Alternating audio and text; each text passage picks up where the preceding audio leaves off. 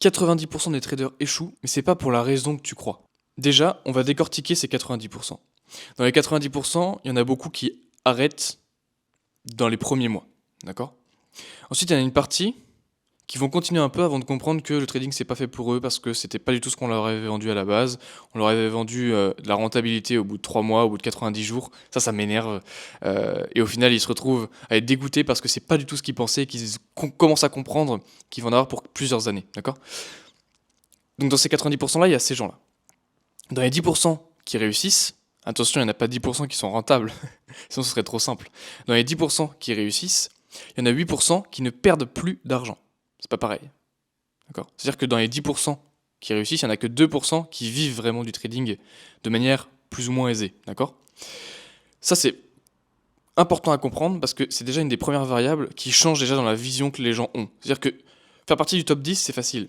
Faire partie du top 2, c'est déjà plus compliqué, surtout dans un domaine comme celui-là. D'accord? Il y a plusieurs raisons aux échecs dans le trading. Et une des principales, je te la donne maintenant, avec la solution maintenant, et comme ça après tu peux t'en aller si tu veux, d'accord? La première raison et la raison principale, c'est parce que tu ne te considères pas comme un trader. Est-ce que j'ai tort? Quand tu te présentes aux gens, tu leur dis quoi? Tes parents, quand ils te présentent aux gens, ils disent quoi? Quand ils parlent sur toi, ils disent quoi? Mon fils, il est aux études, il est en deuxième année, voilà, ma fille, elle fait, voilà. Tu vois ce que je veux dire?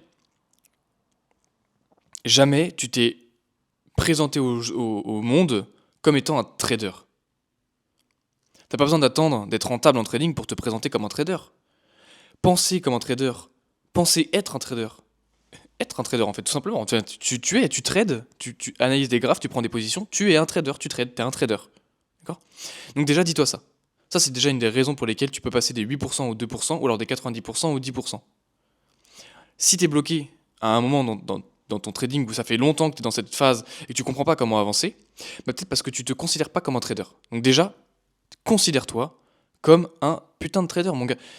Enfin, t'es boulanger, tu vas arrêter d'être boulanger pour être trader, mais tu te considères toujours comme un boulanger et tu passes plus de temps en boulangerie que dans ton trading.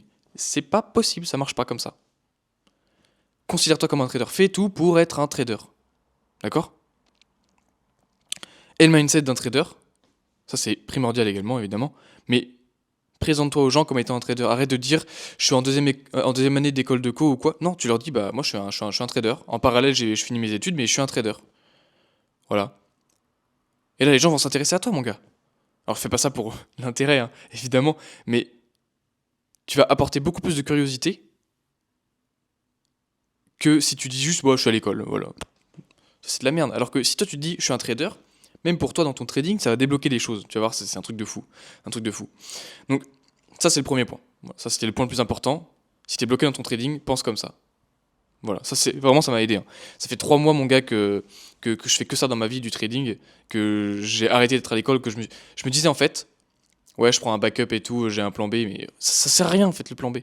Le plan B c'est pour les gens qui sont pas sûrs du plan A, tu vois. C'est juste ça. Moi je suis sûr du plan A, donc je dégage tout le plan B, C, D, on dégage tout ça. Ça sert à rien du tout. Si tu vis pour un plan B, ça marchera jamais. Donc vis pour un plan A, et ce sera déjà largement suffisant. Si tu vis pour quelqu'un d'autre, si tu fais ce que tu fais au quotidien pour quelqu'un d'autre, si t'es toujours à l'école pour parce que ta mère t'a demandé, parce que tu veux pas décevoir et tout, putain c'est ta vie mon gars, commence pas à suivre les conseils de ton daron qui a 45 ans, qui est toujours prolétaire. Putain mais mec, t'as envie de faire des trucs de ouf, t'as envie d'être trader frérot, c'est le métier le plus dur du monde et t'as envie d'être trader. Et là tu te dis non mais c'est plan B au cas où ça marche pas. Mais putain y a pas de au cas où ça marche pas mon gars, fais en sorte que ça marche. Brûle les bateaux, pars avec ton plan A et explose tout. Dis que t'es un trader à tout le monde, fous un dos d'honneur à tous ceux qui croient pas en toi, tu reviens dans 4-5 ans en étant rentable, en faisant des putains de 10K toutes les semaines, et tu seras déjà très content. Bon, ça c'est le premier point. Le deuxième point, c'est que t'as pas un plan de trading clair. D'accord? Ça c'est plus pour les 90% des gens qui ne sont vraiment pas rentables. T'as pas un plan de trading clair. Dans ton plan de trading, tu dois avoir beaucoup de choses, tu vois. Tu dois pas juste avoir, ouais, je rentre quand c'est comme ça, je rentre pas quand c'est comme ça. Non, ça doit vraiment être sur quel indice, sur quel actif tu trades, sur quelle paire de forex tu trades, sur quel indice tu trades, sur quelle commodité tu trades, quand tu trades, quand est-ce que tu trades, mon gars. Le matin, l'après-midi, le soir, la nuit. C'est super important. Combien tu vas risquer Ton risk management, combien tu vas risquer par trade.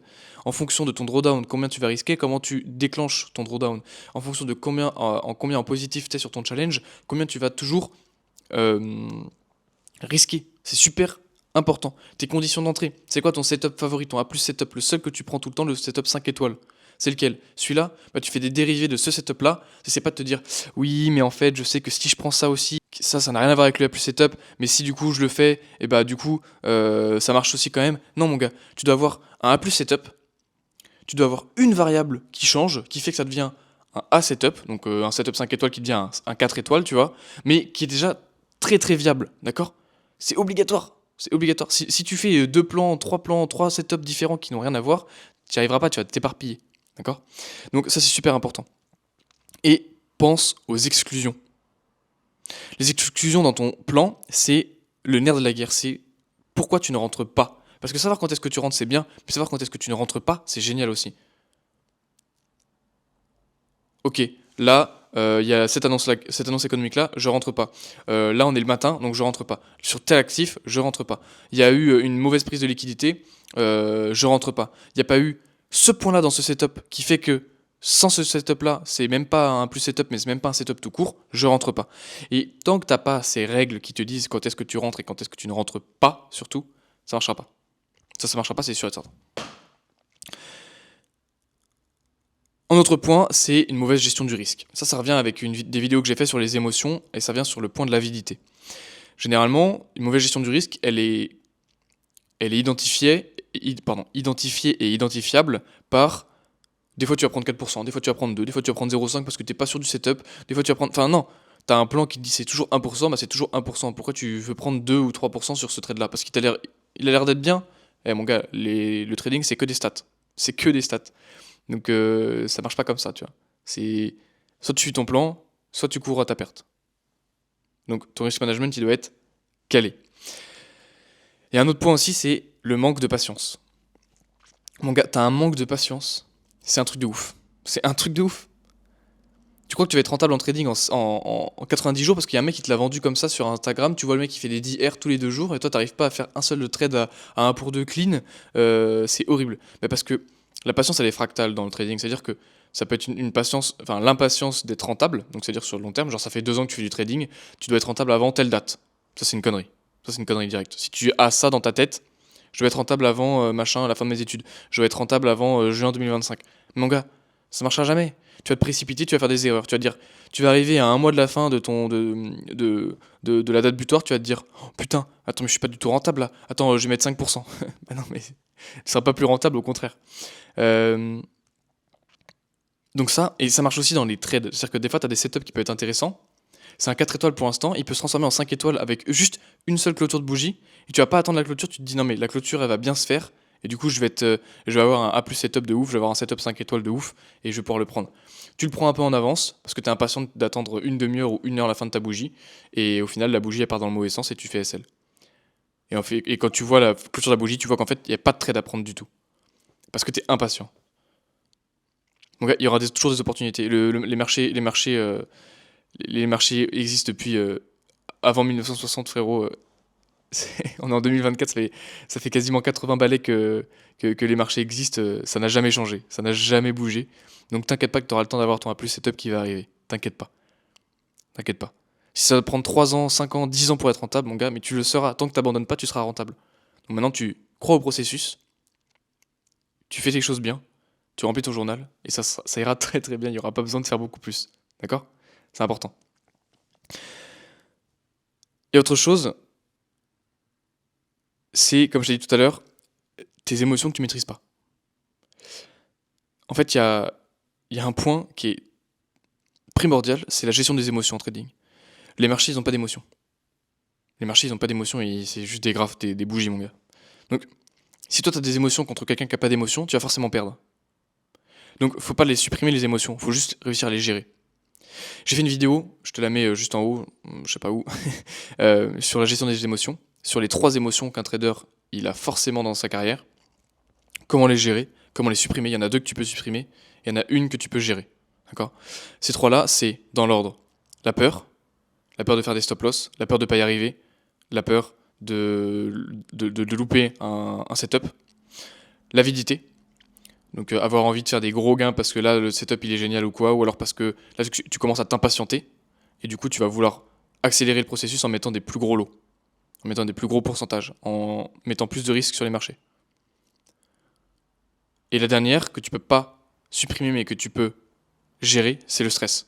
Le stress il va prendre des formes différentes au fur et à mesure de ta carrière de trader, mais à un moment donné il va se stabiliser, tu vas savoir la gérer et tu sauras en fonction du stress que tu ressens devant les graphes, si c'est une bonne position, une mauvaise position, si c'est un bon stress ou un mauvais stress. Euh, Si tu le sens pas, c'est que ça va. Si tu le sens trop, c'est qu'il y a un problème, tu vois. Donc savoir lire ses émotions, surtout le stress, c'est important. La peur, elle est irrationnelle, faut pas la prendre en considération. L'avidité, c'est de la stupidité à l'état pur, faut la supprimer. Par contre, le stress, il peut être très très bon dans ton trading. Donc faut savoir le comprendre, l'analyser, le gérer. Voilà, je pense que je t'ai déjà donné pas mal de clés pour que tu puisses être rentable en trading. Je te laisse avec ça, je te laisse digérer ça. Si tu es toujours là à la fin de la vidéo, parce que là c'est la fin, hein. Si tu es toujours là à la fin, c'est que mon contenu t'intéresse. Donc je t'invite à t'abonner si t'es pas abonné, liker la vidéo évidemment, commenter si tu as envie de dire quelque chose en particulier, s'il y a un point qui t'a aidé ou pas. Et si tu as un des points sur lesquels tu bloques dans ton trading, je t'invite à venir m'envoyer un message sur Instagram, le lien il est dans la description. Tu viens m'envoyer un petit message, tu m'expliques ton problème et puis je vois si je peux t'aider. Autre chose, il y a un groupe dans la description, mon groupe de trading un petit peu privé, où il y a énormément de choses de plus-value dans ce groupe-là. Il y a une entrée qui est gratuite pendant 7 jours, donc tu rentres, et pendant 7 jours, tu ne payes pas. Comme ça, tu peux voir ce qu'il y a à l'intérieur, tu peux rentrer, ça te coûte que dalle, ça te coûte rien, mon gars. Ça te coûte rien, il y a énormément de choses qui sont déjà libres d'accès, tu peux récupérer énormément de choses et partir si ça t'intéresse.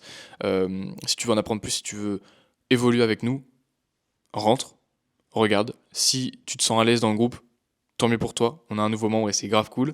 Si tu te sens pas à l'aise, bah tu t'en vas, c'est pas grave. Il n'y a pas mort d'homme, il n'y a pas de pression à avoir. Ok. Sur ce, mon gars, je te souhaite une excellente journée et on se retrouve à la prochaine.